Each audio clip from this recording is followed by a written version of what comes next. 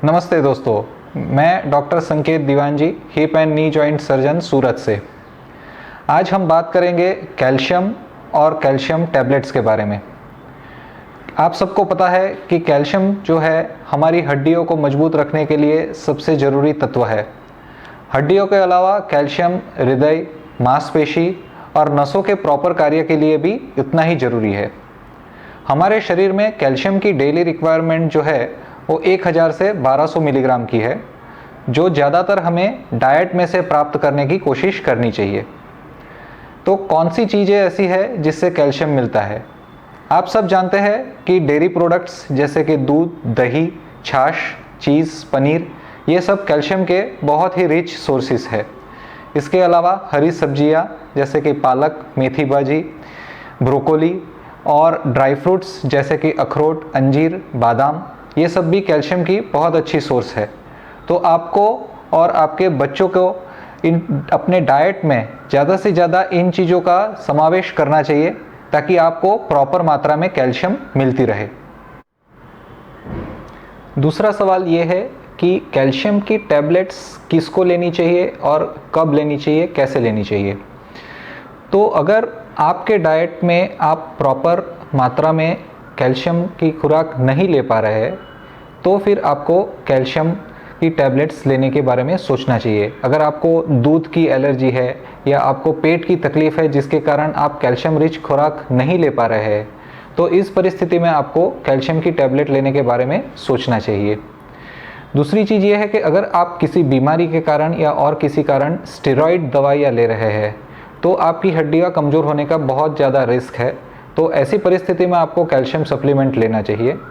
तीसरी चीज़ ये है कि अगर आपको ऑस्टियोपोरोसिस है, आपकी हड्डियाँ ऑलरेडी कमज़ोर है या आपको फ्रैक्चर हुए हैं और आप उसकी ट्रीटमेंट ले रहे हैं तो ऐसी परिस्थिति में ऑस्टियोपोरोसिस की दवाइयों के साथ भी आपको कैल्शियम की दवाइयाँ लेनी चाहिए। उसके बाद का सवाल ये है कि कैल्शियम कौन सी लेनी चाहिए। मार्केट में बहुत सारे कैल्शियम सॉल्ट्स अवेलेबल है, जिसमें से सबसे कॉमन है कैल्शियम कार्बोनेट और दूसरा है कैल्शियम साइट्रेट। कैल्शियम कार्बोनेट के बारे में हम बात करें तो 600 मिलीग्राम की कैल्शियम कार्बोनेट की टैबलेट में से 240 मिलीग्राम एलिमेंटल कैल्शियम आपके बॉडी में जाएगा। वैसे देखा जाए तो कैल्शियम साइट्रेट की जो 600 मिलीग्राम की टैबलेट है तो उसमें से आपको 120 मिलीग्राम कैल्शियम मिलेगा। तो पर टैबलेट कैल्शियम की मात्रा जो है वो कार्बोनेट में ज़्यादा रहती है। कैल्शियम कार्बोनेट की खुराक जो है वो हमें खाने के बाद लेनी चाहिए, क्योंकि खाने के बाद पेट में जो एसिड जनरेट होता है वो कैल्शियम कार्बोनेट को एब्सॉर्ब होने में मदद करता है। कैल्शियम साइट्रेट की टैबलेट आप किसी भी वक्त ले सकते हैं। दूसरी एक ज़रूरी बात कैल्शियम टैबलेट सिलेक्ट करते वक्त आपको ये देखनी है कि जिसमें विटामिन डी कॉम्बिनेशन में अवेलेबल हो। 600 से 800 international unit vitamin D calcium के साथ हो, ऐसी कैल्शियम टैबलेट आपको सिलेक्ट करनी चाहिए। विटामिन डी जो है वो कैल्शियम के एब्सॉर्प्शन में हेल्प करता है और विटामिन डी के और भी कई ज़्यादा फ़ायदे हैं।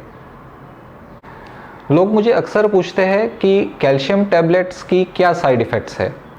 तो वैसे देखा जाए तो कैल्शियम टैबलेट्स बहुत अच्छी तरह से टॉलरेट कर लेते हैं पेशेंट्स, लेकिन कुछ लोगों को कैल्शियम कार्बोनेट की टैबलेट लेने से पेट में बदहजमी जैसे सिम्टम्स होते हैं।